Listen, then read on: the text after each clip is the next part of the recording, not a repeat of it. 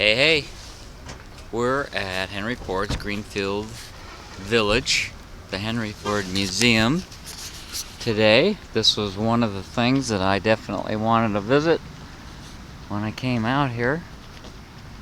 So here we are.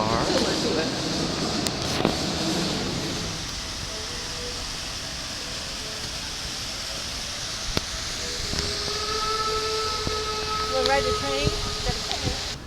Guys, my luck is holding.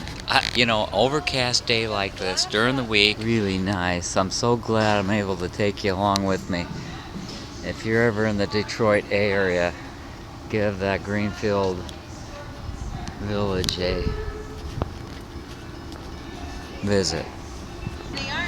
This is a roundhouse, so you could park your train in the garage. This is kind of interesting. This reminds me of a little bit about being at work back at college. We had our fitting bins, and as we needed to repair things that eroded away, nuts, bolts, fittings, had them in bins like this, and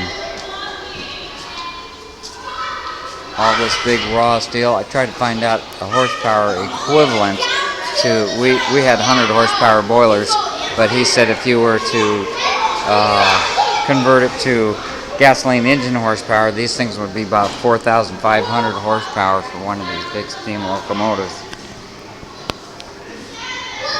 We'll go down and look at the belly of the beast. Had leaf springs. I was asking to the curator there, and he said they made some of the replacement parts out of cold rolled steel, the big connecting rods. Yeah, when you weren't shoveling coal, you were polishing the brass. That's pretty amazing.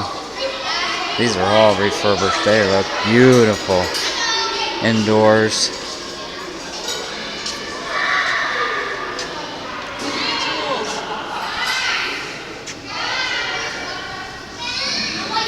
You know, just like any boiler, these things get clogged up, and the fronts of these open up so that you can punch the tubes out of them, clean the tubes to improve the efficiency, or to keep the efficiency up. A lot of you guys have some pretty fancy shop tools and some lathes. How'd you like to have a big lathe like that down there? That's got to be at least a, I don't know, 12 or 15 foot bed. And that chuck, that's an engine lathe. Yep. Big stuff. Big stuff. Yep. Takes a lot of power to turn one of those if you're gonna, but you can make some awesome cuts. Awesome cuts. The curator was just telling us how this train that's over here looking good and shiny, that was Henry Ford's personal train, and he had his personal cars that he would pull and take friends out. And, he liked all this farm equipment and heavy equipment, along with his automotive plant. And of course, everybody knows that was one of the few places that raw material went in one end of the plant and a finished car came out the other. I mean, he was self-contained and really did the whole thing.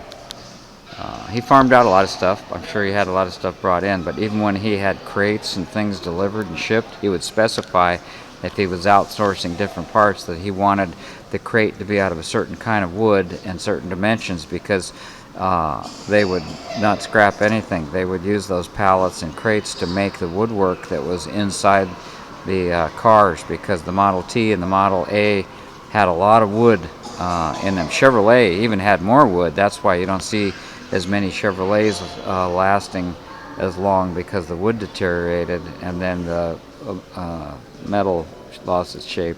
But Ford used a lot too, especially in the roof and down the door jambs and things like that. And floorboards. The floorboards were called floorboards because they were floorboards. I had a Model A. I remember that. Ever wonder how they make railroad wheels and axles round? I guess this is it. We got a wheel that's out of round. Too smooth. I can't sleep.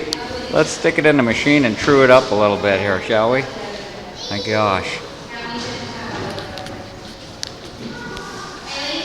Here's another one doing something to an axle.